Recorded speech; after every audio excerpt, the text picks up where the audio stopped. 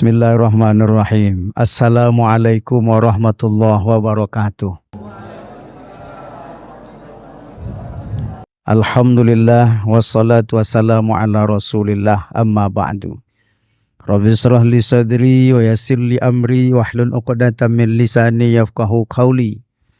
Rabbi a'udzubika min hamazatis syayatin wa a'udzubika rabbi ay yahdurun.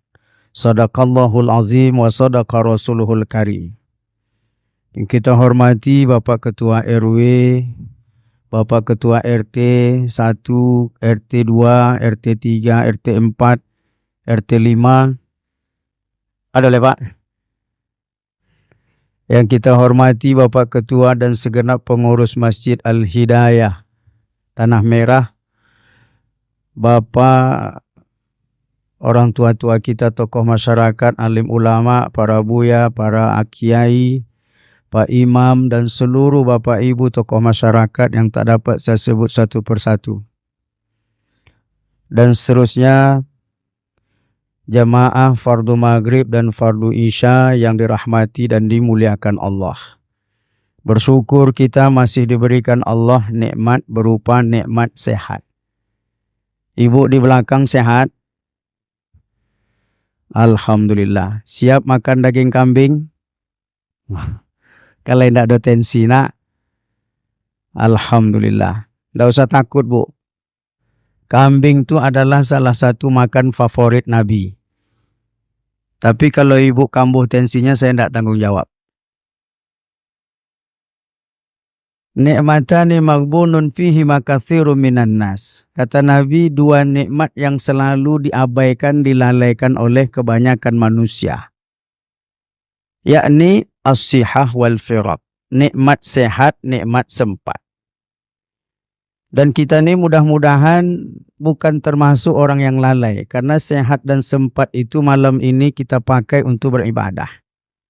Karena sejatinya syukur nikmat itu Bapak Ibu menggunakan seluruh fasilitas dan kenikmatan yang Allah beri untuk ibadah. Itulah hakikat syukur. Dikasih badan sehat, kita pakai ibadah. Karena kalau ada orang, Allah kasih nikmat terus, lalu dia tidak menjadikan dekat kepada Allah, tidak menambah ibadah, maka berhati-hatilah. Itu bukan tanda Allah sayang. Dulu miskin melarat, sekarang mulai kaya. Tapi tidak menambah ibadah. Itu bukan nikmat. Dulu karir biasa saja, sekarang meningkat. Lalu tak bertambah ibadah. Itu bukan nikmat. Kata Nabi, "Idza ra'aitallaha yu'til 'abda 'ala ma'asihi fima yuhibbu." Kalau engkau lihat ada orang dikasih terus Allah nikmat. Apa yang dia suka dikasih. Tapi dia tetap bermaksiat, tak menambah amal, tak menambah ibadah. Innama huwa istidraj. Itulah yang istidraj. Azab yang berbalutkan nikmat. Maka kita ini mudah-mudahan tergolong orang-orang yang syukur nikmat. Amin. Ini dulu banyak amin nampak ini. Udahlah coba. Anggap ajalah doa kita yang 2019 kemarin dikabulkan 2024.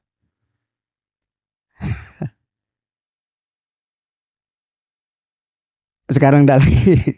Salawat dan salam kepada Nabi kita, Nabi besar Muhammad sallallahu alaihi wasallam, dengan ucapan Allahumma salli wa sallim ala sayyidina Muhammad wa ala ali sayyidina Muhammad. Bapak Ibu yang dirahmati oleh Allah, berhubung acara kita ini habis maghrib menjelang isya, maka nanti otomatis begitu masuk waktu sholat, siap tidak siap ceramah ini harus siap. Karena mengingat gulai kambing sudah siap. Menuju Ramadan nih, apa yang mau kita siapkan? Yang penting nih Pak. Yang pertama, Ibu Bapak, persiapan kesehatan. Sia-sia semangat kita ingin ibadah lebih banyak. Ingin Ramadan ini lebih baik daripada Ramadan yang sudah. Ingin iktikaf, ingin ini, ingin itu. Tapi kalau badan tidak sehat. Nah, maka poin pertamanya menjelang Ramadan ini, tengok, perhatikan kesehatan. Inilah di antara hikmah kenapa Nabi menyampaikan sebuah hadis. Apa kata Nabi? Fa izan tasafa sa'ban fala tasumu. Kalau sudah lewat tengah bulan Sya'ban, udah nggak usah puasa lagi, puasa sunat. Ada hadisnya itu, Pak. Kalau sudah lewat pertengahan Sya'ban, berhenti puasa dulu. Apa hikmahnya? Agar kita nanti fit begitu masuk Ramadan. Jangan sampai digas sejak bulan Rajab puasa, Sya'ban puasa, tiba Ramadan, loyo. Bagacek orang kampung Bang Marwil, Bang Haji Marwil, angok kareh paruik badampuang. Kareh angok saja dan ada. Tapi bukan berarti hadis ini mengharamkan kita puasa. Nah, bagi bapak ibu yang sudah rutin puasa Senin Kamis, besok masih mau puasa boleh. Bukan berarti Nabi melarang lalu hukumnya haram. Dah. Atau bapak ibu yang biasa puasa sunat Nabi Daud, sehari puasa, sehari tidak, sehari puasa, sehari tidak, besok kebetulan puasa, silahkan.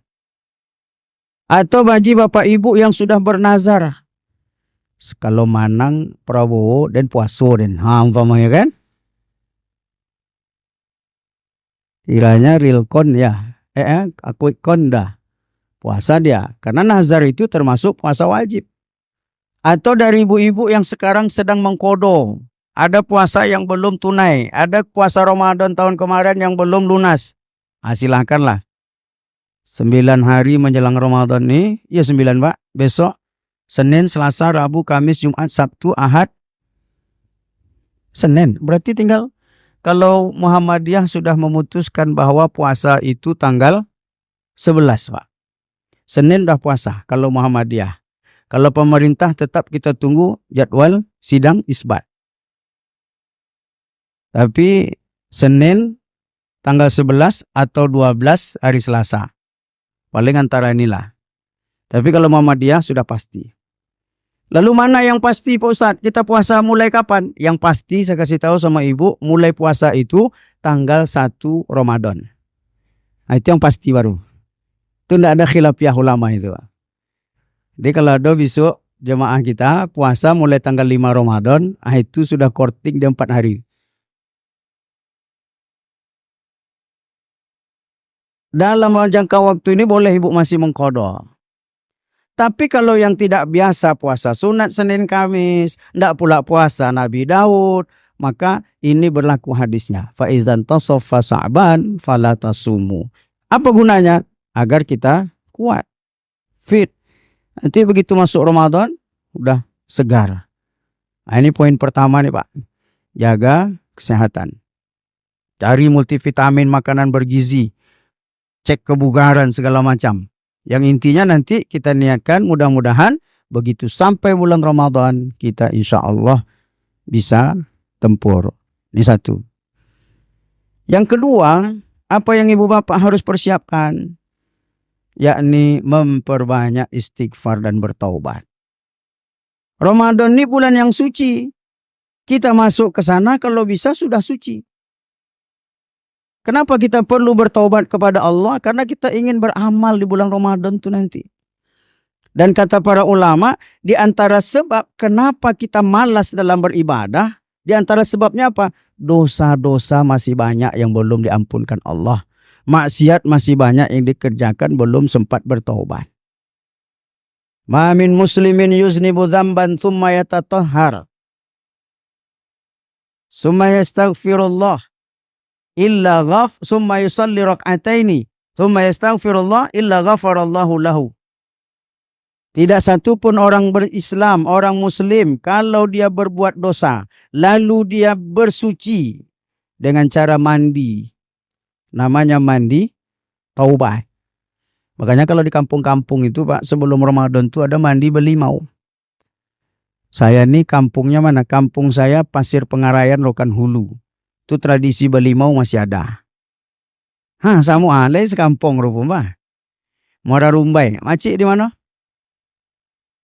Mo sekampung Padek entong. Indo ku jontiek kan katanya. Muara Rumbai Pak, baru Muara Musu, baru kampung ibu tu Muara Nikum. Habis tu nanti Teluk Riti, habis tu enggak usah lah saya sampaikan. Kita dah belimau.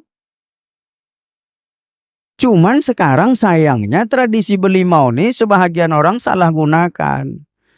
Dipakainya pergi beraun-raun sampailah ke sungai. Baduo dia teban. Orang dah mulai terawih, dia belum juga sampai ke rumah. Berjalan bercewek-cewek bukan mahram. Rusak nilai Ramadan dibuat dia. Padahal orang tua-tua kita dulu buat berlimau itu apa? Limau itu kan akhirnya pertama dicampur dengan ramu-ramuan bunga-bungaan. Harum. Dan limau itu diantara yang bisa merontokkan karat-karat. Yang bisa membuang kalau ibu bapak punya cincin. Yang mungkin sudah mulai pudar warnanya. Itu bisa dibasuh pakai air limau biar mengkilat balik. Ini bukan mau pamer batu bacan nih. Enggak. Dan orang dulu enggak punya parfum. Enggak ada sampo Lipeboy, sabun Lipeboy, enggak ada sampo Sunsilk, enggak ada. Makanya di antara harum-haruman mereka, ya itulah yang mereka pakai. Kenapa? Karena nanti malam kita mau tarawih nih. Mau kumpul di dalam masjid. Jangan sampai nanti orang sholat di samping kita. Allahu Akbar. Tadi kebetulan baru mangki. Tahu mangki, Bu? Deres gotah itu mangki namanya kalau kami. Ini bau getah badan. Makanya dipelimau dulu sore itu. Biar nanti malam tidak mengganggu kekhusyuan jemaah yang lain. Itu saja motivasinya. Dan dalam syariatnya pula ada satu tata cara bertaubat itu adalah dengan cara mandi taubat. Ma min muslimin yusnibu dzamban, tsumma yatatahhar, lalu dia mandi, kemudian dia berwudu, tsumma yusalli raka'ataini, kemudian dia salat 2 rakaat, namanya salat sunat taubat.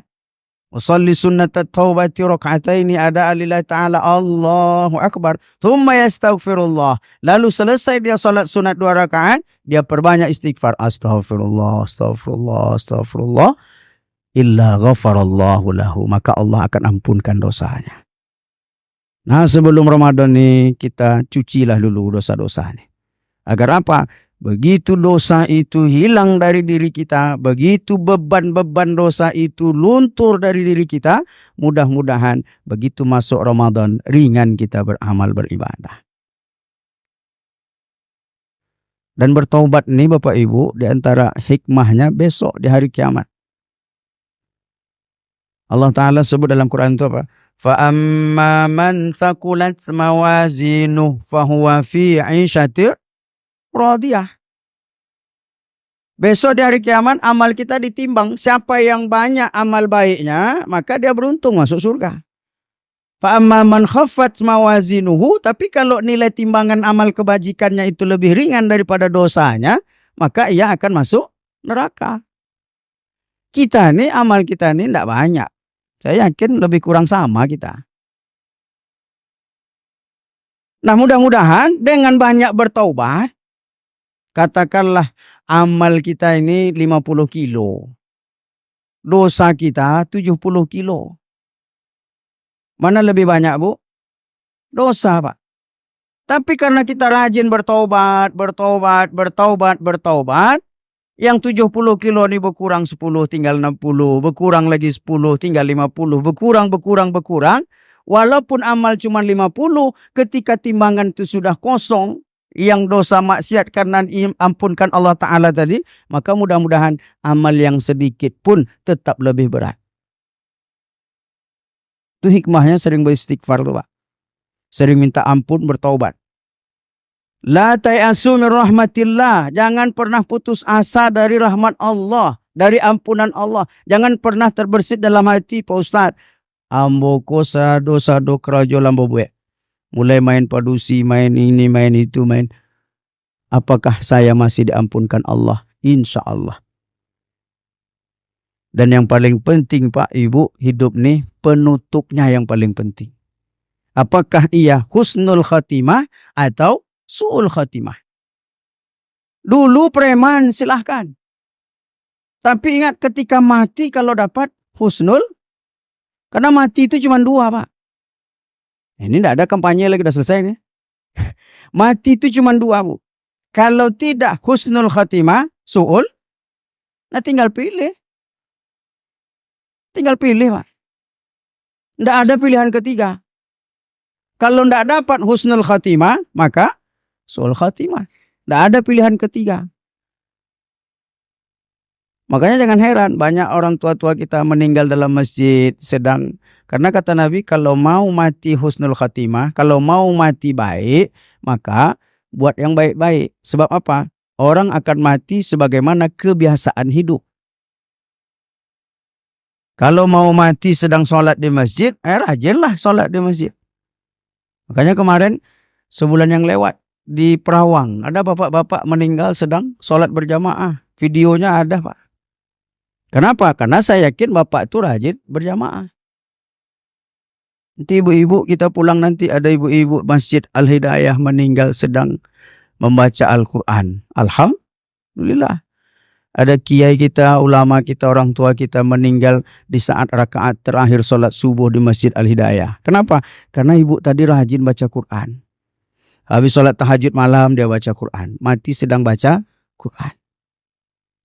Tapi kalau sempat besok bulan Ramadan dapat berita seorang bapak paruh baya meninggal dunia sedang bermain domino. Allah, ini berat nih Pak. Orang pergi tarawih, dia pergi ke kedai main.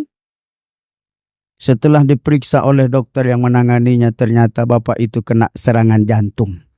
Dikarenakan 3 balaknya tidak keluar. Allah. Ayo balik kok Pak. Saya maaf 10 kepala sebalik 10 jari sebalik kepala, bukan mau melarang bapak-bapak atlet domino untuk main, tidak. Cuman saya minta jangan sampai mati sedang main. Maka sebelum main tuh diterawang dulu, datang enggak malaikat malam kok.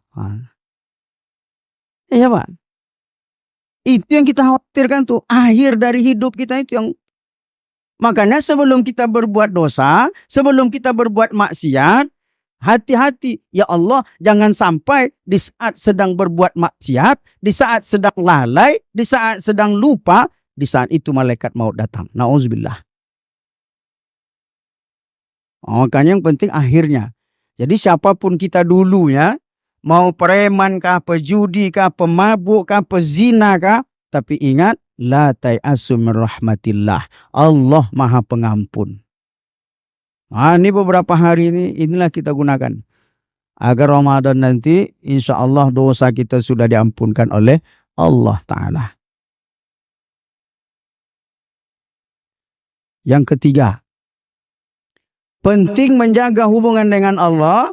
Jangan lupa juga hubungan dengan sesama kita. Kalau tadi kita minta ampun kepada Allah Ta'ala, sekarang yang ketiga, saling memaafkan, menjalin silaturahmi. Tapi saya yakin Bapak Ibu Masjid Al-Hidayah ini silaturahmi bagus. Kalau enggak mungkin ada acara malam ini. Silaturahmi bagus. Saya dulu ceramah di rumah Pak Hendra, waktu mau umroh. Itu ramai yang datang, itu tandanya silaturahmi bagus. Tadi pula sholat maghrib, Masya Allah, sampai ke belakang. Saya yakin tiap malam seperti ini. Iya Bu. Alhamdulillah.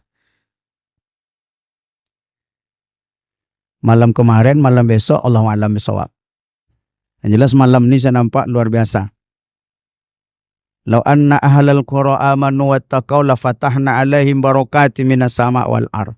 Kata Allah, kalau rakyat satu kampung itu takwa kepada Allah, beriman, maka akan dibuka pintu berkah dari langit, berkah dari bumi. Semoga tempat kita ini diberkahi oleh Allah Ta'ala. Amin. Jalin silaturahmi Pak. Bagus sholatnya, mantap. Tahajud rajin, bagus. Sholat sunat banyak, ya. Puasa sunat kerjakan, ya. Tapi itu semua tak menjamin kita mendapatkan surganya Allah kalau hubungan dengan sesama kita tidak baik. Datang orang bertanya Bu kepada Rasulullah, ya Rasulullah, inna fulanatan taqumul lail wa tasumun nahar. Ada perempuan dekat kami itu ya Rasul, rajin puasa, rajin sholat tahajud, rajin puasa sunat. Tapi sayang, tu'dhi jironaha bilisaniha. Lidahnya tajam, kalau ngomong sepatah sakit hati orang. Asal dia ada bercakap tersinggung orang. Ada yang lebih parah lagi daripada itu. Belum lagi dia baca, menengok aja baru sakit hati awak. Jual. Bagaimana ini ya Rasulullah? Apakah sholat yang banyak, puasa yang banyak itu menyelamatkan dia dengan lidahnya yang tajam tadi? Apa kata Nabi, Pak? La khaira fiha wa hiya min ahlin nar. Tak ada pahalanya, dia pun akan masuk neraka. Tahajud rajin, puasa sunat rajin. Tapi kalau hubungan, tapi ba'ala Pak Ustaz sakit banati ambo Pak Ustaz, tak singgung perasaan. Boleh kita tak bertegur sapa tu, boleh. Tapi batasnya, limitnya 3 hari saja. Maklumlah Pak, itu tandanya Islam ni agama yang fitrah, sesuai dengan fitrah manusia. Karena Allah tu tahu, dia yang buat kita. Bahwa hati ini kadang kalau sudah sakit betul, kadang sulit memang. Makanya dikasih kesempatan. Hari pertama dinginkan sikit. Hari kedua mulai dingin. Hari ketiga, hari keempat tegur balik. Kalau sempat 4 hari, haram yang keempat itu. Apalagi kalau sempat tak bertegur sapa sampai 3-4 tahun. Na'udzubillah. Ambo Pak Ustaz, TK nak ambo ku patang lea, ndak belok-elok kami loh. Kini lah kelas baru anak ibu, lah kelas sampai. Allah. Itu sama Bang Toyib itu Pak. 3 kali puasa, 3 kali lebaran. Sedangkan 4 hari saja ndak boleh. Nggak ada guna Pak, seroban panjang-panjang nggak guna. Jubah panjang-panjang nggak guna. Kalau masih ada hubungan yang belum baik. Zikir panjang nggak ada guna. La ilaha illallah, la ilaha illallah. Kurang kancang masuk gigi 2. La ilaha illallah, la ilaha illallah. Nggak ada guna Pak. Tak ada manfaat. Di hari kiamat kata Nabi, la khaira fiha wa hiya min ahlin nar. Maka 9 hari ke depan nih, inventarisir balik. Siapa yang dulu saya sempat bermasalah, pernah berselisih, pernah berkelahi, sampai hari ini belum baik-baikan, belum bercakap, belum bertegur sapa, datang minta maaf. Kalau tidak ada guna puasa kita. Tapi mudah-mudahan dari wajah-wajahnya semua baik-baik sudah. Kalau ada. Maklumlah Pak, kata orang patah Melayu, jangankan dengan tetangga, dengan kawan, lagi telur satu sangka pun berantuk. Wajar. Ngurus masjid sama-sama pengurus, berselisih, wajar. Lagi telur sesangka saja mau berantuk, apalagi kita. Maka baikkan hubungan silaturahmi. Kepada siapa baik? Pertama dulu kepada siapa? Orang tua. Jangan sampai ada anak malam ni yang belum baik dengan orang tua. Jangan sampai ada menantu malam ni yang belum baik dengan mertua. Nauzubillah. Kita juga Pak, orang tua, tidak ada salahnya minta maaf sama anak. Karena kadang kita ini ada juga menjadi sebab anak itu durhaka karena kita juga. Membeda-bedakan anak menantu. Kau menantu dan kayo tu datang beko basambui anaknya lelok. Bacium-cium. Tiba nembang sek tu datang beko. Mangga kalian kemari. Durhaka menantu tu kadang karena ulah kita juga. Maka tidak ada salahnya kita juga. Tak maaf, timbal balik saja. Biasa saja. Toh kita ini bukan malaikat. Kita ini bukan nabi yang tak punya salah. Tapi adanya tentu anak yang menjelang orang tua. Tapi tak ada salah juga orang tua yang juga. Maafkan kami nak, mungkin sikap salah kami yang selama ini membuat kalian durhaka. Suami, istri, bu, bu, minta maaf kepada suami. Suami siapa Pak Ustaz? Ya suami ibu lah. Ya ada belum kok Pak. Kayak laki orang lah minta maaf, kayak lakinya alun. Di kantor bekolah salam-salaman silaturahmi dengan kepala kantor, kawan sekantor. Lakinya di rumah enggak. Lo memang perlu kami Pak Ustaz? Ya perlu. Karena apa? Kata patah tadi, selagi telur satu sangka. Apalagi? Kan ada nih ibu-ibu nih. Berkelahi sampai enggak tegur-teguran sama suami. Cuman hebatnya ibu-ibu nih Pak, walaupun enggak teguran, kopi itu dibuat juga. Itu pula. Dia enggak teguran malam. Baru jiran tetangga, dekat-dekat rumah, kawan sepermainan, satu organisasi. Karena biasanya yang selalu bermasalah tuh pasti yang dekat-dekat, yang selalu berinteraksi. Nah, ini poin ketiga. Perbaiki hubungan silaturahmi. Karena kata Allah, duribat alaihimuz zillatu aynama suqifu illa bihablim minallah wa hablim minan nas. Dah, yang keempat. Ya main cepat kilat ya, Pak. Yang keempat, mari kita maknai dan pahami makna Ramadan itu. Apa gunanya untuk kita nih? Karena kata Nabi, kalau tahulah kita apa yang Allah siapkan di bulan Ramadan, niscaya kita akan berangan-angan dan meminta kalau bisa sepanjang tahun itu bulan Ramadan saja.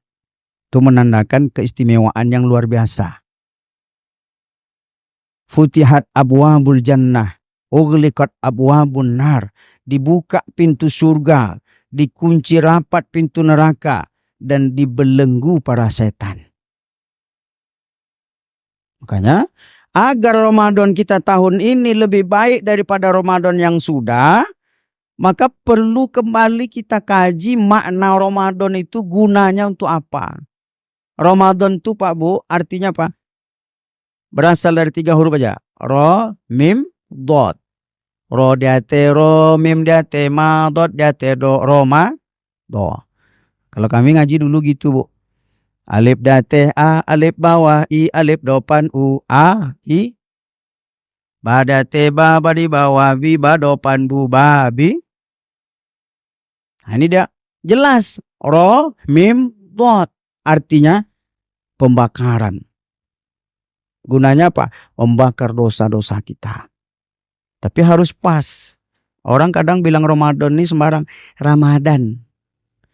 Kalau Ramadan itu tidak dot lagi, dal, ro, mim, dal. Apa artinya kalau Ramadan? Ramadan itu artinya sakit mata. Jadi kalau ada orang menyanyi, Ramadan tiba, sakit mata tiba, sakit mata tiba. Itu arti itu. Makanya sakit mata awak di bulan Ramadan tuh. Mulai dari mata kepala sampai mata pencarian. Ini salah lagu, Pak. Bahasa Arab ini salah huruf bisa salah arti. Salah harokat panjang pendek bisa salah makna. Makanya jelas. Ro, mim, dot. Secara bahasa artinya apa? Ro, mim, dot itu panas.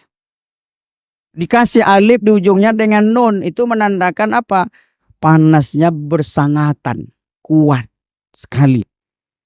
Bagaimana kuatnya panas itu? Romdo itu digunakan untuk menyebut panas yang panasnya itu digunakan oleh orang untuk merontokkan karat-karat yang menempel di besi.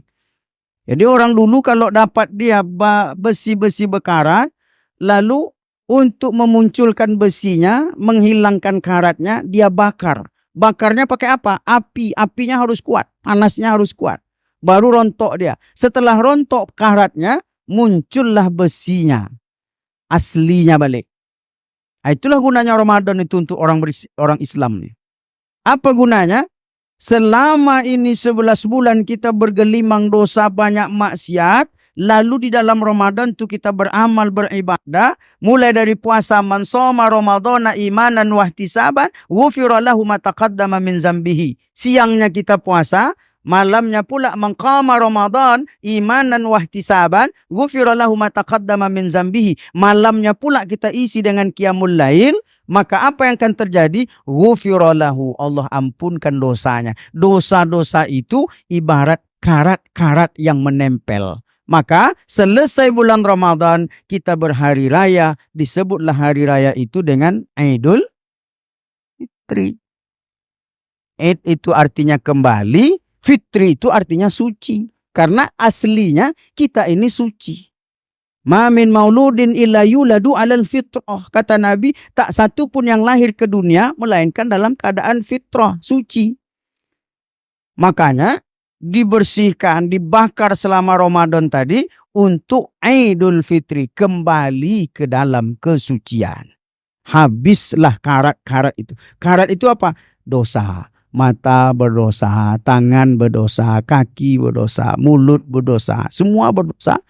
Sepanjang Ramadan itulah puasanya menghapuskan dosa, qiyamul lailnya menghapuskan dosa. Siang malam itu menghapuskan dosa. Tapi bagi siapa? Bagi mereka yang beramal.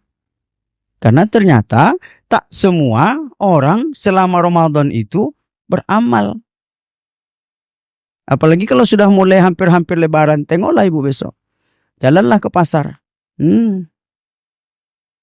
Ada rumah makan siluman hantu isinya. Kaki nampak, kepala ndak nampak. Ditutup pakai spanduk. Wah, dengar denting-denting sendok garpu. Kluntang.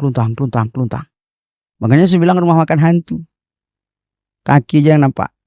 Tutup pakai spanduk. Spanduknya spanduk caleg gagal pula tuh. Nampaklah foto kawan tuh di situ menunggu orang tuh sedang makan. Allah. Orang seperti ini karatnya tak akan lontok. Ramadan itu juga maknanya yang lain dalam segi bahasa hujan, Pak. Jadi di samping bermakna panas, Romdo itu juga bermakna hujan. Hujan mana? Hujan di akhir musim panas. Jadi di Arab itu dua musim. Ada musim dingin, ada musim panas. Kalau kita musim kemarau lah. Nah, di sana padang pasir. Kalau musim kemarau itu datang, kendaraan-kendaraan atau orang yang lalu, mungkin onta, mungkin kendaraan, lalu debu-debu yang tadi di padang pasir itu naik. Sehingga menempellah dia ke daun-daun. Sehingga daun tadi tak ada lagi berwarna hijau, tapi warna debu. Bunga tak ada lagi yang merah, kuning, segala macam. Campur, sudah satu warna saja. Rumah-rumah yang banyak warna ini satu warna saja. Kenapa? Selama musim kemarau tadi debunya naik, menempel.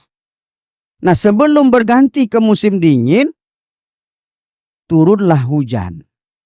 Hujannya tidak lama, di penghujung musim itu disebut Romdo dalam bahasa Arabnya. Tapi walaupun dia tidak lama, dia bisa mengerontokkan debu-debu yang menempel tadi. Sehingga daun yang tadi berwarna debu kembali warnanya hijau. Bunga yang tadi berwarna-warni kembali warna-warni kembali. Debunya rontok. Apa yang merontokkan? Hujan yang sebentar itulah. Nah, itulah gunanya Ramadan. Debu itu apa? Dosa-dosa kita. Lalu kemudian Ramadan tak lama, boleh 29 hari, mungkin 30 hari. Yang tidak lama itu bisa merontokkan dosa-dosa kita. Itulah tujuannya. Oke, Bapak sekalian, Ramadan ini mesti kita tekadkan. Saya akan beribadah, beramal. Yang amal itu mudah-mudahan mampu merontokkan debu-debu dan karat-karat yang menempel. Itu makna Ramadan. Lu? Apalagi? Sebenarnya banyak mesti sampai, kalau kita ambil item-item ada 100 nih. Cuman menjelang Isya nih ya berapa dapat aja lah. Ya Pak ya. Kan 40 Isya 42 Pak. 3 menit lagi. Jangan, saya siap Isya ceramah lagi Pak, jauh dari sini. Maka saya mohon maaf walaupun ada gulai kambing, saya nanti habis sholat Assalamualaikum berdoa langsung tancap gas. Karena cukup jauh di daerah Pebatuan, Kulim, Pekanbaru. Di malam ini lintas kabupaten nih. Dari Kampar ke Pekanbaru pula balik. Kebetulan dekat rumah saya sebenarnya. Dari sini yang jauh. Rumah saya di Kulim sana Pak. Saya ini sekantor dengan Bang Haji Marwil nih. Senior saya pula beliau nih. Makanya kaki saya agak menggigil juga ceramah depan beliau nih Pak. Sampai di mana tadi Bu? Yang ke berapa tadi Bu? Yang keempat, yang kelima lagi. Yang kelima ini kita buat jalan yang terakhir langsung. Jangan lupa berdoa. Ini penting Pak. Di antara doa yang selalu dikumandangkan, diajarkan kepada kita. Allahumma barik lana fi Rajab wa Sya'ban wa balighna Ramadan. Allahumma barik lana fi Rajab wa Sya'ban wa balighna Ramadan. Kok Rajab apa Ustaz? Itu kan ada harful jar. Saya pernah diprotes orang. Harful jar fi rojabi, kok nggak rojabi Pak Ustaz? Ini perlu rajabah. Karena ada ismul ladzila yang sarif situ. Allahumma barik lana fi rajaba wa sya'bana wa balighna Ramadan. Ya Allah, berkahi umur kami di bulan Rajab, bulan Sya'ban, sampaikan umur kami ke bulan Ramadan. Mudah-mudahan doa. Doa ni Pak Bu, kata Nabi, ad-du'a silahul mu'min. Doa itu adalah senjata orang beriman. Kalau ada orang pergi berperang tinggalkan senjata, itu alamat mati konyol. Sama orang beriman seumur hidup tak pernah berdoa. Dan doa itu senjata yang mampu melintasi akal logika kita. Kalau senjata pakai tembak, pakai pedang, itu ada batas jangkauannya. Tapi kalau doa bisa melampaui batas akal. Apa contoh? Dulu Pak, zaman sahabat, zaman Nabi, ada sahabat Nabi namanya Asim bin Sabit. Asim ini seorang gagah berani pejuang. Pahlawan tentara Nabi. Setiap berperang dia ikut. Berperang dia ikut. Dan bahkan setiap peperangan itu dia membunuh kafir Quraisy.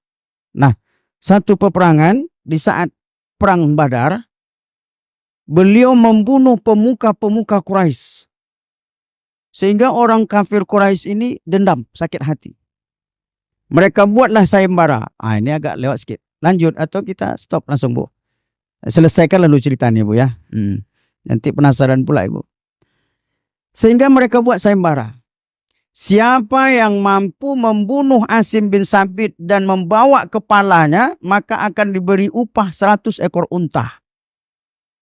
Berita itu sampai ke telinga Asim. Sejak dia dengar itu, dia berdoa kepada Allah. Ya Allah, aku ingin mati dalam perang. Aku ingin mati syahid. Tapi kalau aku mati perang, janganlah sampai orang kafir Quraisy itu bisa menyentuh badanku ya Allah.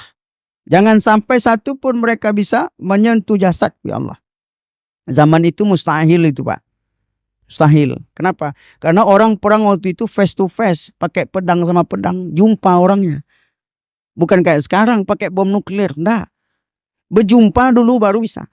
Artinya apa? Kalau mereka berperang face to face saling berjumpa. Itu otomatis kalau ada yang mati di tengah perang. Itu dapat diambil jenazahnya. Tapi Asim dia minta, kalaupun saya mati dalam perang ya Allah, jangan sampai satu pun dari mereka bisa menyentuh tubuh saya. Ini doanya tidak masuk akal. Tapi bagaimana cara Allah mengabulkan doanya?